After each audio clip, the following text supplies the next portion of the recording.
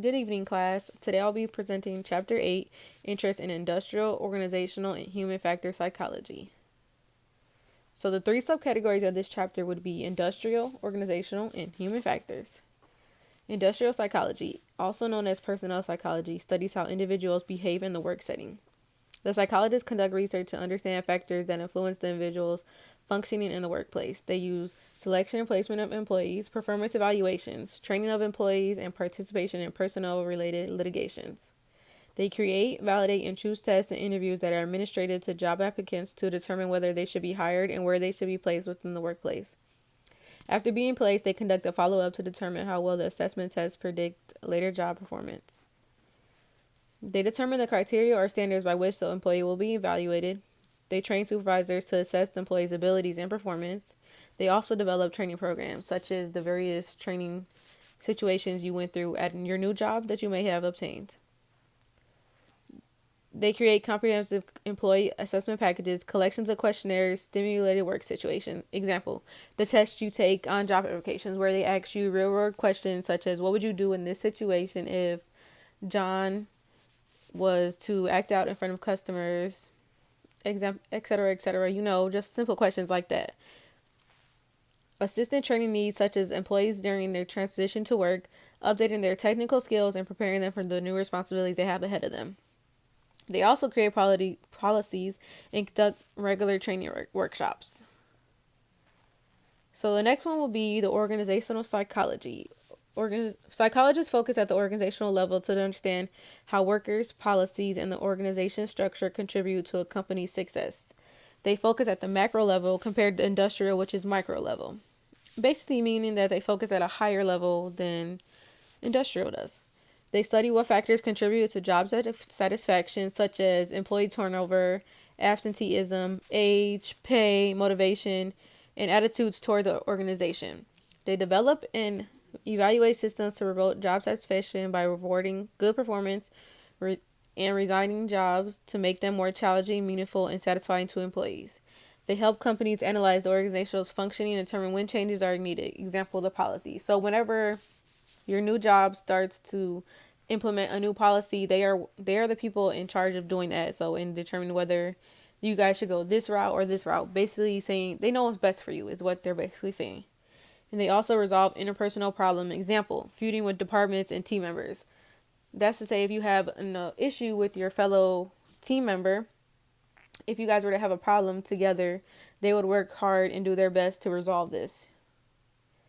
Next would be human factors, also known as engineering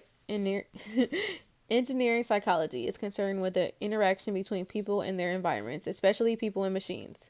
Psychologists participate in designing products. They design work environments to optimize productivity, employee satisfaction, and safety.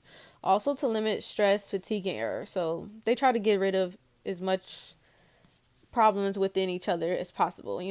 That's why certain jobs are laid out certain ways, such as factories. They're laid out so not that many people are on the line to keep the environment small, clean, and everything.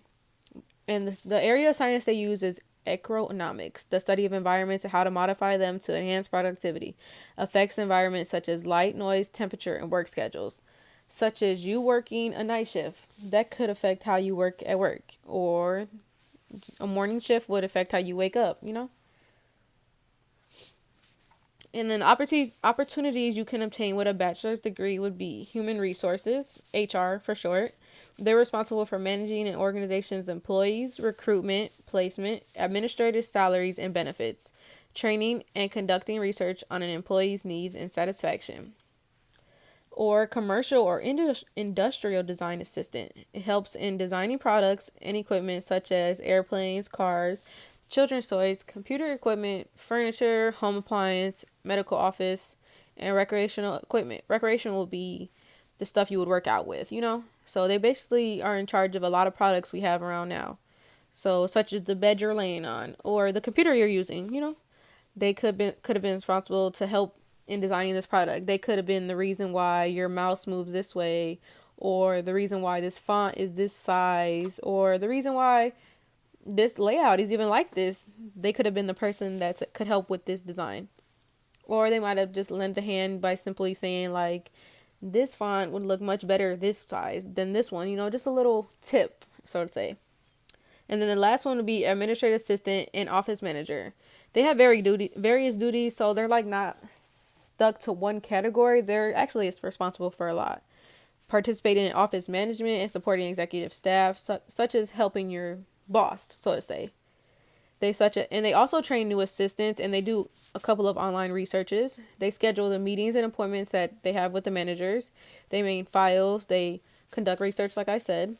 They use manager databases, basically doing their manager's jobs for them whenever they don't get the chance to. They create reports, and they also manage the products that they are dealing with at the moment. Such as, they're going to manage the products that you help design with this one, or, just basically being the leader, of course. And then the opportunities you can obtain with a graduate degree. There's a little bit more in this category. So there's HR professional, sorry.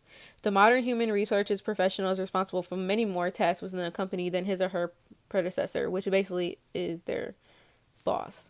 They do hiring, training, and performance management, team building, rewards and loyalty programs, compensation, the money you make, pensions, and the list goes on. They're literally responsible for quite a lot. The next category is consultants, which is a variety of individuals who engage in problem solving within organizations.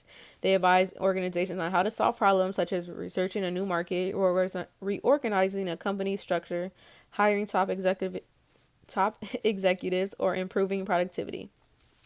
The next one would be usability specialists. They ensure that products meet the usability and reliability requirements of the companies that make them. In many cases, a person in this field also works to ensure that products are enjoyable to consumers. Basically, getting the consumer's outtake on the product and whether they like it or not, and if there's something wrong with it. The last one will be design psychologist / environmental designer. They strive to help people design spaces, homes, offices, and so forth that enhance their relationship to their surroundings. Additionally, design psychologists work to create spaces that elicit positive emotional responses from people that utilize those spaces, such as the meditation room at a sauna or a spa, so to say. They design it around you having peace and stability within yourself while you're enjoying it, like you're relieved, stress-free, so to say, And that is the end of chapter 8.